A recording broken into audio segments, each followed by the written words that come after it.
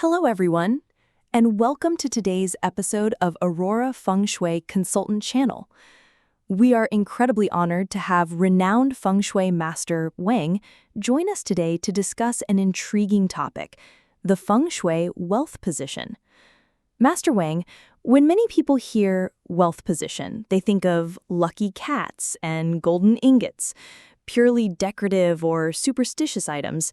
But you believe its true significance extends far beyond that, and that it influences our mindset and our ability to act. Why is that? That's an excellent point, Maya. Many people misunderstand the Feng Shui wealth position. The core of Feng Shui is the interaction between the environment and people. It's a form of spatial psychology.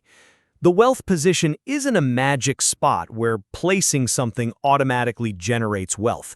Its real purpose is to plant a seed of wealth in our minds through powerful visual and psychological cues. Imagine placing a symbol of wealth, like a crystal, a lucky plant, or a vibrant painting in a specific corner. When you see this every day, it becomes a powerful visual anchor, constantly reminding you that you are pursuing wealth and that you deserve abundance. This simple act is, in essence, creating a positive psychological field for yourself. Master Feng, this idea of a psychological field is fascinating. How does this visual cue influence our minds and behaviors? This relates to environmental psychology and the self-fulfilling prophecy.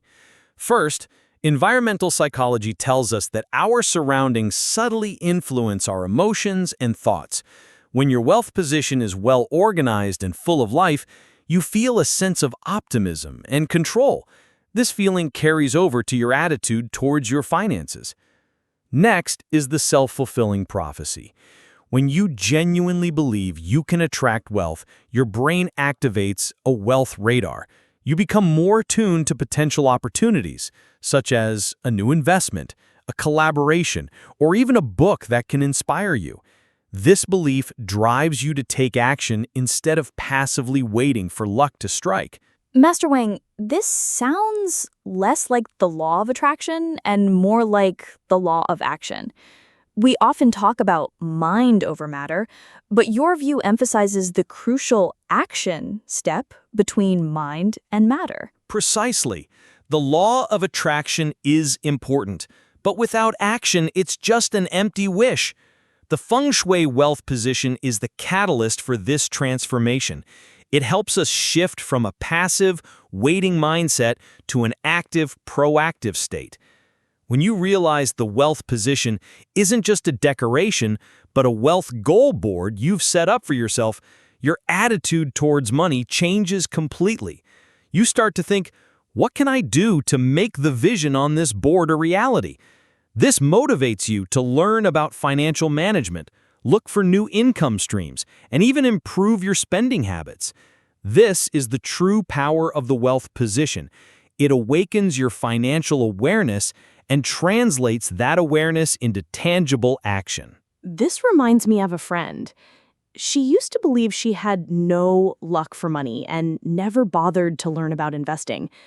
After you guided her in setting up her wealth position, she told me that whenever she sees that vibrant corner, she feels like she should do something to live up to her environment.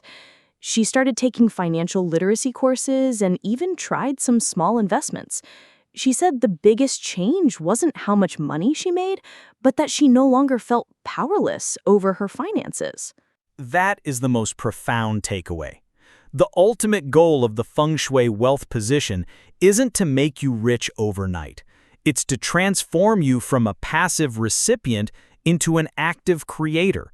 It changes your mindset from "I'm so poor" to "How can I become more prosperous?" This shift in mindset is the foundation of all material wealth. We often think the environment changes us, but the truth is, when we actively change a small part of our environment, our minds change with it. When the mindset shifts, the ability to act improves, and ultimately external wealth follows. Thank you, Master Feng, for such an enlightening conversation. It gives us a new perspective on the meaning of Feng Shui. It's not just about arranging a space, it's about reshaping the mind. Master Wang, do you have any final advice for our listeners on how they can start using the wealth position to change their mindset and actions today? I would say start with a simple wealth symbol you love. It doesn't have to be an expensive item, just something meaningful to you. Place it in the wealth position of your home or office, and every time you see it, remind yourself, I'm creating a more abundant future. Remember, change begins with your mindset and is realized through your actions. Thank you again, Master Wang. To all our listeners, I hope today's episode has given you a fresh perspective on the wealth position. Remember, the path to wealth begins in the mind and is built through action. We'll see you next time.